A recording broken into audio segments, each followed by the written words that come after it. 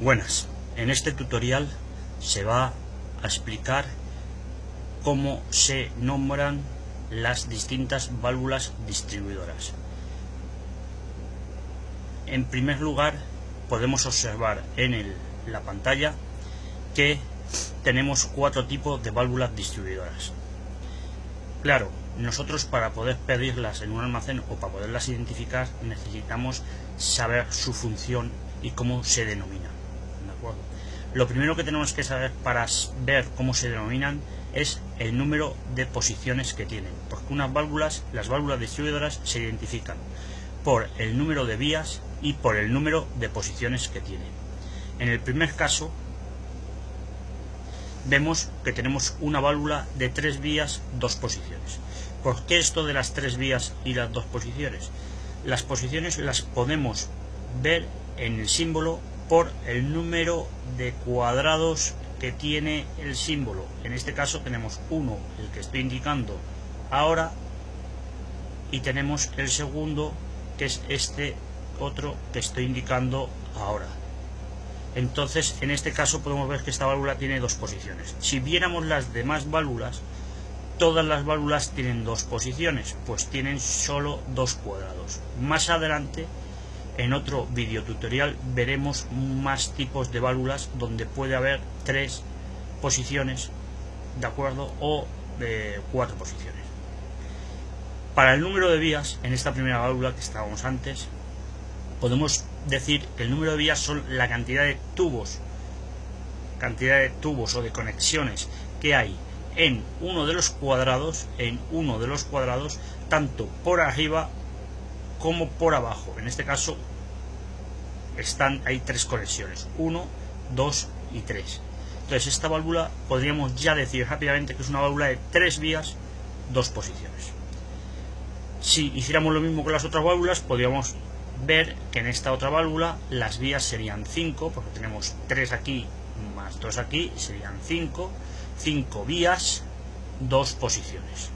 En el tercer caso sería de 3 vías, 2 posiciones, y en el cuarto caso sería de 5 vías también, 2 posiciones. Los tubos que entran en izquierda y derecha de la válvula, esos no se consideran vías de la válvula distribuidora, ¿vale? Vamos a ver que los elementos que están a la izquierda o a la derecha de la válvula son elementos de accionamiento.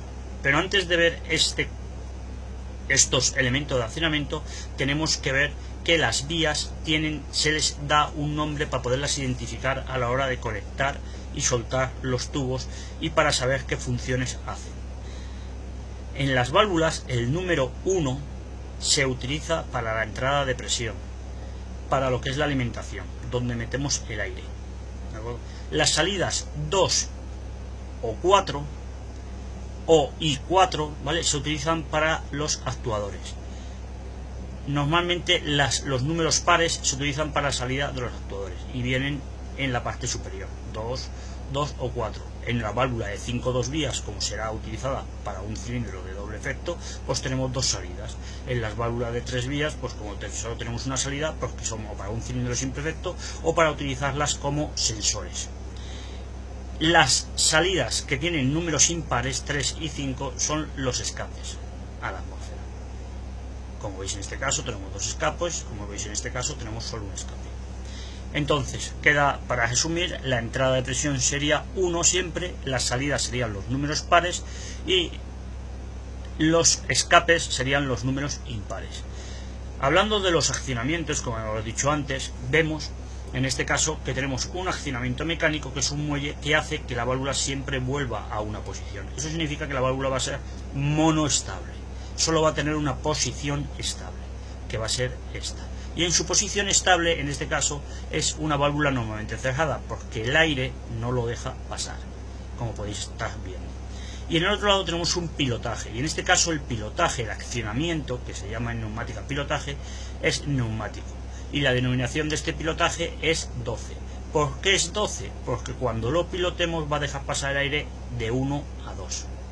En el caso de la válvula de abajo también es 12, porque va a dejar pasar el aire de 1 a 2, pero en el otro caso ya no tenemos un muelle y tenemos un pilotaje que se llama 10, porque cuando lo pilotamos en este sentido, el 1 se queda taponado.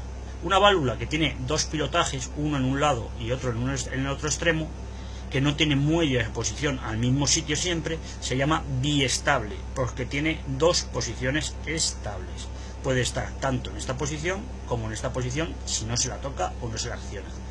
Bien, y lo único que nos queda es que también las válvulas, aparte de ser accionadas neumáticamente, van a poder ser accionadas eléctricamente, que lo veremos en un posterior curso llamado de electroneumática. Bueno, pues con esto se le da una aproximación al nombre y nomenclatura de las válvulas distribuidoras.